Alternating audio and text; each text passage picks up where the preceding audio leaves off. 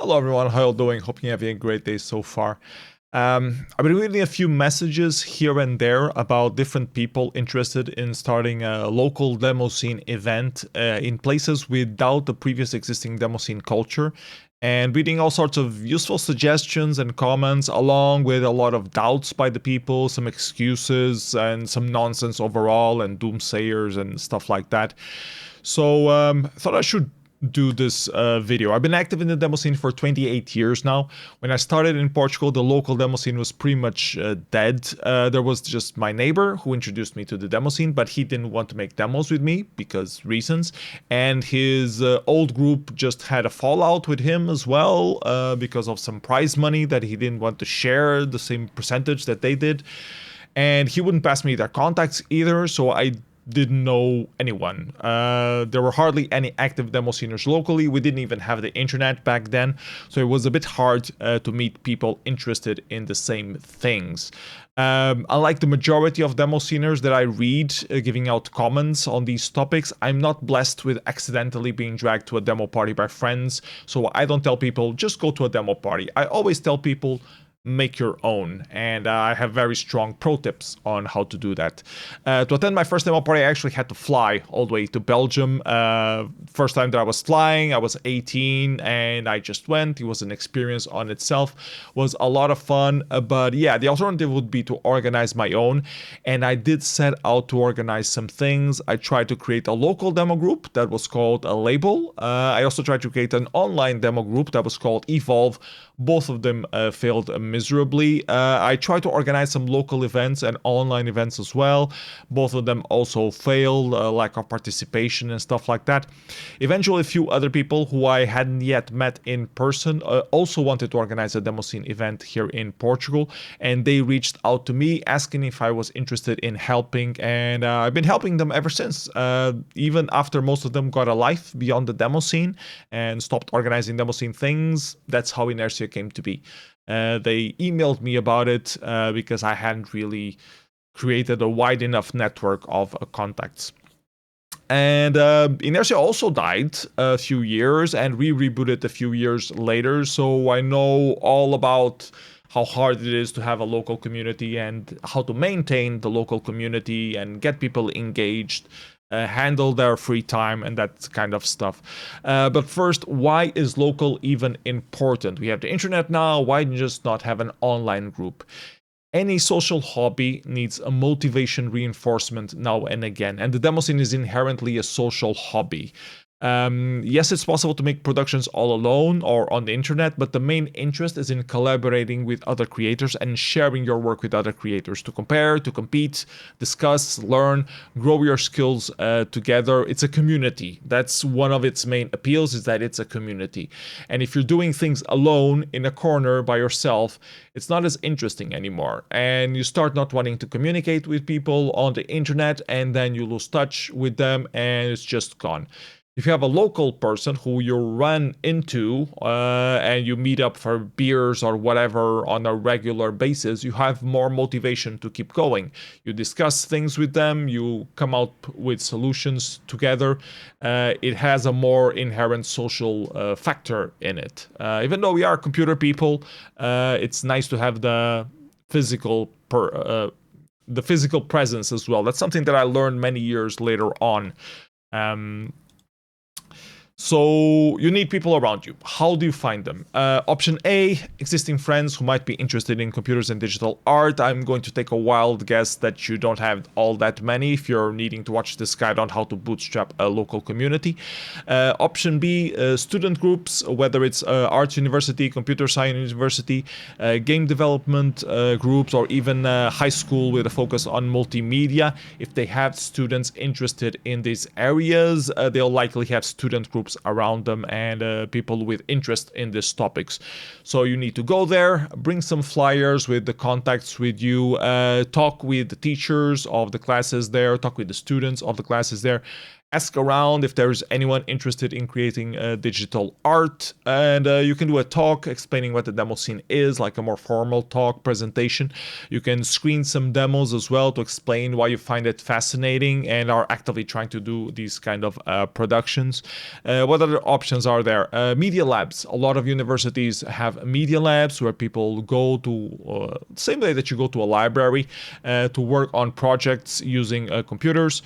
Just Google for media labs in your area, go there, talk about the demo scene, see who is interested in these kind of things. A lot of libraries sometimes also have activities surrounding arts and trading knowledge. That's also a good place to scout. Maker spaces and hacker spaces, they might be related to a university, they might be independent as well, but usually nowadays there are a lot of maker spaces and hacker spaces in major cities throughout the world. Even in places where there is no demo scene, you can usually find some maker spaces there. And they have people interested in doing things with technology, and they also probably know other people interested in doing things with technology. They might know a digital artist, they might know, a musician. They have contacts, they have networks of their own, so they're a good meeting point to have. Option E, events related to digital art. If there is a talk by someone on a similar topics, go there, ask a relevant question to the speaker, meet other people who attended. That's how you grow your network. Attend other cultural events locally as well, even if they're not completely aligned with what you want to do. They might know people who are also into that kind of area. Don't be afraid to talk with people. Local art spaces as well, a concert hall where unconventional things get played. If they play weird electronic music concerts there on a regular basis, it's very likely that other electronic musicians who work locally go there. People who do visuals for those projects also go there to watch the concerts.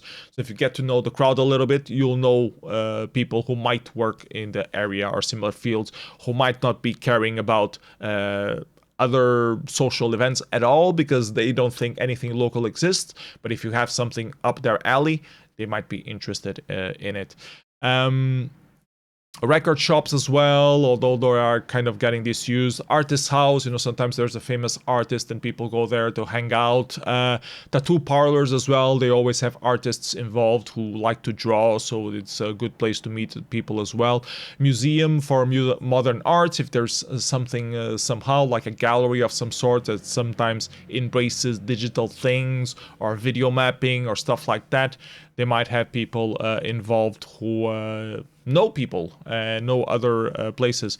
Computer shops as well sometimes have interesting geeks hanging out. Co-working spaces for the creative industries as well. Talk with the people on the lobby, get to know the different people who are working there. They will usually end up introducing you to them. You can have nice talks, give out some contacts, they might be interested. And startup hubs as well, like startup industries, they always have a hub somewhere. Can go there usually and try to give a talk what the demo scene is, or get to know a few of the startups that exist there. They might have people who are interested in digital arts as well. So there are a ton of places that you can check out with a flyer for your next event in your back pocket, and just explain what the demo scene is, why you are interested in it, and why you're looking for other people interested in it, and see if they know anyone who is interested in the area. And now I know talking with people can be hard or awkward. I'm quite antisocial myself, despite having a YouTube channel. I really hate talking with people, but if you don't ask anyone for anything, you'll never know. And I know I missed a lot of those opportunities by going to places and being scared of talking with people, or being shy of talking with people. When you are more social, it's a lot easier. The only way that you get more social is if you step up and do it and talk with people and have a good experience, and then you don't feel that bad about doing that. Be Nike, just do it. Don't be afraid to ask. If you target the right people, it's not as hard a conversation as you might think, because they will immediately be interested. They'll start asking other questions. You will also learn about their point of view, so it's not as hard as a conversation as you might think. You just need to take the first step. A few rules to talking with people in case you're not used to this. Be nice, be honest, be respectful of their time. This is the three most important things. Don't be an asshole, don't be dishonest in some way, don't try to swindle them into something else, and be respectful of their time. People don't take kindly if you don't respect their time. If they are not interested, thank them for their time anyways, move on to the next person who is interested. Focus on the people who are interested, not wasting time of people who are not.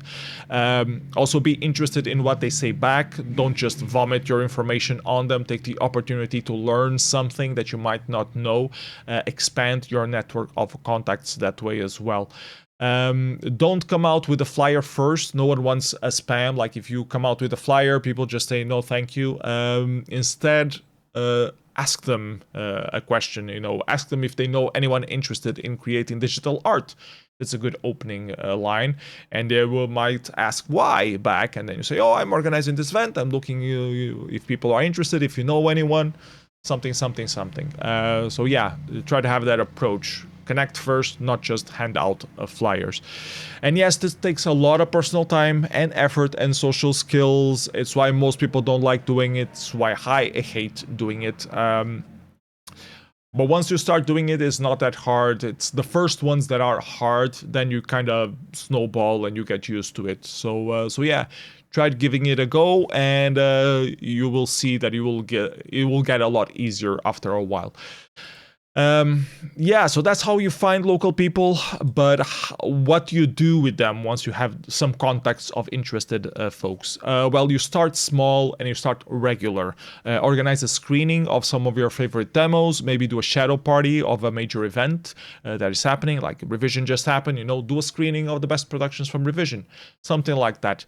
Organize a workshop of something relevant in the area as well. If you know 2, 3, 4 people who are interested in a specific topic, someone who can talk about that topic, do a workshop, get together, get the people together, get some synergies going. They might bring some friends. As long as you make something affordable, it's cool. There are always some places willing to host these kind of things for just a small afternoon. You can probably even get them for free. So yeah, try to do those kind of things. And while you interact with the people, I think the main important one is having regular screenings of your favorite demos. We try to have the momentums here in Portugal, which I was initially very against because I tried to do something similar and people stopped coming. And it takes a lot of work to persuade them to come back. And they might come once to touch base with something that I haven't seen in a long time, in this case the demo scene, but then they don't come regularly. And that's okay. You have to learn that that's okay. You have to accept that that's okay. The important thing is to keep your network contact alive. And then when you can use that network contact for something major, then you have all of those contacts more or less active that you can poke them with. And try to do things regularly. It doesn't need to be monthly. It can be, every 3 months. It can be every 6 months. Something that's somehow regular that gives you an excuse to contact people, tell them, hey, I'm organizing this thing that you are interested in. What have you been working on? Do you want to show up? And you can have a conversation with them and keep them engaged and activated, reminding them of the grand goal, in this case, demoscene community, and trying to make demos. While you interact with people, always take the time to learn what they are working on, what is their passion, to then enable them to share it with the rest of the group or motivate them to work on it and make a demo about it as well. If they're more interested in photography, follow up with photography, hook them up with other people who are interested in photography, make a demo more focused on photography, show them calls for photography calls. Something like that. If you're more interested in 3D modeling, the same thing. If you're interested in producing music, same thing. Chiptune, same thing. There are a lot of different sub-niches in the demo scene that you can foster if you know a little bit more about them. And then you can have communications with these people who are floating around these different interest areas in the sub-niches of the demo scene culture. Connect people that are looking for each other. Sometimes musicians looking for a coder, coders looking for a musician. It might not always work out when you get people together. Or it might, and they don't even greet you for having set up that bridge. I'm not salty at all for that having happened to me several times at all. But yeah, that happens as well, and that's fine. And that's how you start getting a local community engaged. Hopefully, some people step up to help co-organize some things, and that makes things a bit easier to keep organizing. It's not all on you anymore. You can delegate some stuff. You can expect some things, I don't have to bring food because people will bring snacks. Small things like that really go a long way for not being as hard to organize, because this is the actual part of doing the thing, to keep organizing the events on a regular basis, keep promoting the events, keep feeling motivated to give your own free time to organizing these things that people might or might not come, and touch base with everyone on a regular basis. This can be very socially draining for someone, especially if they're antisocial like I am. So yeah, maintaining your network of contacts motivated to show up is the most important task. And if you can get some help delegating that would be cool. Like if you have contacts in a specific group in the school, for example, you have a representative there, you warn the representative, and then he will or she will delegate or remind the other people about it. Small things like that. If there are sub-niche groups, try to delegate as much as you can, spreading the information. That goes a long way, so you don't have to do all of the work getting to know all of the people, because you can't keep up with all of the people. Not that you don't want to, it's just impossible to maintain, dozens of contacts. You reach a certain peak, and I think it's around 50 or something that you start. More than that, you start losing touch with who is who and that kind of stuff. There's some statistics and scientific research done on that. What other things? Yeah, important thing. It's not just getting a place with a projector, making a flyer, posting it somewhere and saying, okay, my job here is done, now let's see who shows up. No, you need to actually nurture your network of contacts on a personal level, and they won't all be on the same platform, so that's what makes it complicated. Some will only respond to email, others will only respond when you give them a phone call or send an SMS message. Some use WhatsApp, some use Telegram, some use Signal, some use Discord, some use Facebook. Some only show up if you meet them in person at their place. So everyone is different. You need to know the best way to contact them and then explore that when you need to contact them. There are tons of channels, and if you only focus on a generic shoutcast announcement on one of them or two of them, you will not reach all of the contacts on your network. They will not feel like they are being the target of your call or for communication. So yeah, you need to contact them. You need to contact people who might be interested one by one.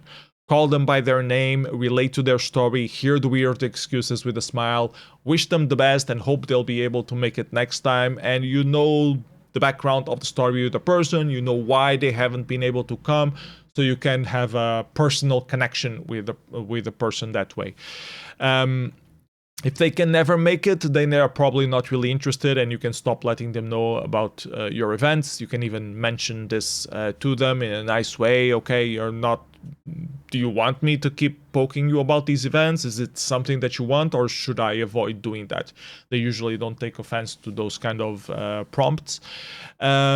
And yeah, this is why organizing events and managing communities becomes a full-time job, and only people who like promoting things or are passionate about an activity end up doing it. Also, the reason why some local communities die out when the person pushing the wagon goes inactive for one reason or another. They just had enough, they need a break, they have problems with real life, and the community just seems to die out because no one takes up the work of keeping the network together on a personal level. You always need someone pushing the wagon on a personal connection level. That's one of the pro tips that I learned throughout the years. If you can use the help of other people to help spread the word, as I mentioned, that's awesome. That's when things become a lot easier, but not everyone is willing or able to do that work for several reasons. Lack of time, lack of interest, I'm socially awkward, I don't like talking with people. Sometimes you need to push them, sometimes you need to understand that it's just not their cup of tea.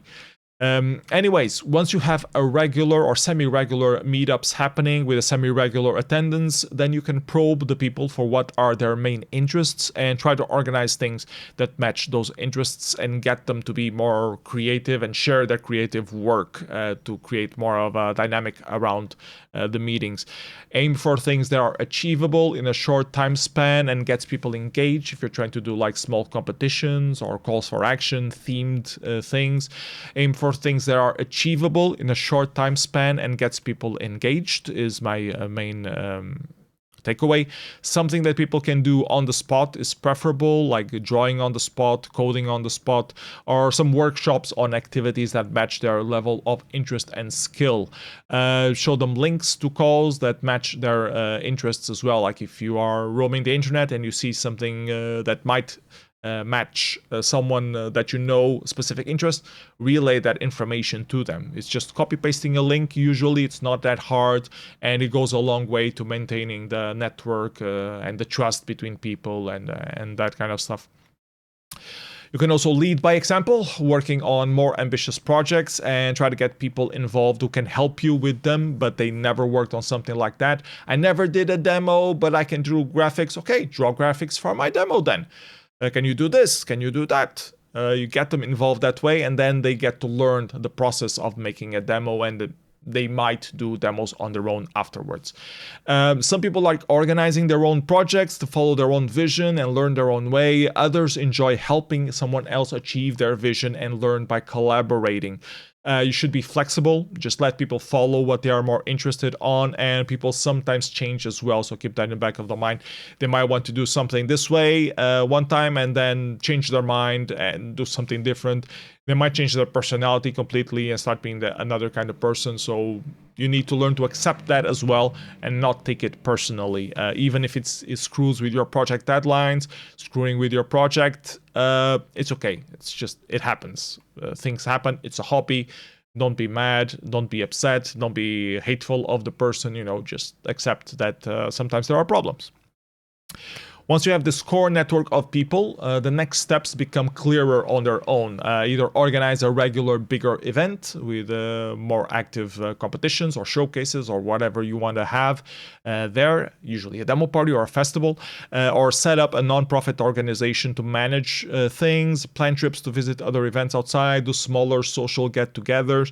You might even get to learn of other groups doing some interesting things where you can go there and have like a small presence showing your own thing and bring your network of contacts there as well.